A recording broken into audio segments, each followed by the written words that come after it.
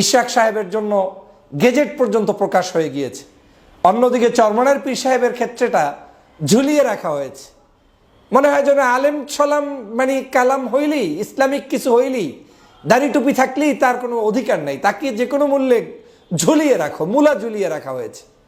কেন রে ভাই, এত মূলা ঝুলানোর তো কিছু নাই। এই বাংলাদেশের জুলাই বিপ্লব যাদের কারণে হয়েছে তার মধ্যে অন্যতম হচ্ছে ইসলামী আন্দোলন বাংলাদেশের চরমনার পীর সাহেবদের ভূমিকা। ২৪-এর যে জুলাই বিপ্লবটা সাধিত করার জন্য যারা মাঠে নেমে ব্যানার টানিয়ে মিছিল করে সম্মুখ যুদ্ধে অংশগ্রহণ করেছে, তাদের প্রতি কৃতজ্ঞতা বোধটা কি এই যে তাকে আজকের আইনের কাঠগড়ায় দাঁড়িয়ে থাকতে হবে, তাকে আজকের ওয়েট করতে হবে? আজকে উচিত ছিল, এই কারণেই সমাজে ভালো মানুষের জন্ম হয় না, বুঝতে পেরেছেন?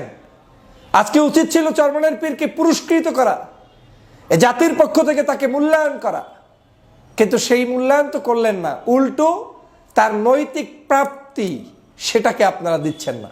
আপনারা কি মনে করেন যে ওনার ওই মেয়রগিরি হলেই ওনার সম্মান বেড়ে যাবে? না, কিন্তু এটা তার দায়িত্ব, এটা তিনি কেন ছেড়ে দিবেন?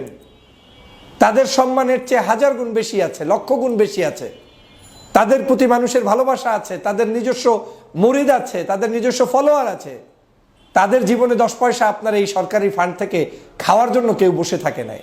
এবং আমি যতটুকু বিশ্বাস করি, চরমনার পীরের ভাইকে যদি আজকের এই ফয়জুল করিম সাহেবকে মেয়র করা হয়, বরিশালের ইতিহাসে যে কয়জন মেয়র ছিলেন তার চাইতে উনি দুর্নীতি মুক্তভাবে একটি সুন্দর সমাজ সেখানে প্রতিষ্ঠা করতে অবশ্যই ভূমিকা পালন করবেন। আমি তাকে সরাসরি চিনি, যেমনি যোগ্য, দক্ষ, আবার সেখানে গণমানুষের নেতা হিসেবে। এখন সমস্যা একটাই, গণমানুষের নেতা হুজুর হইতে পারবে না।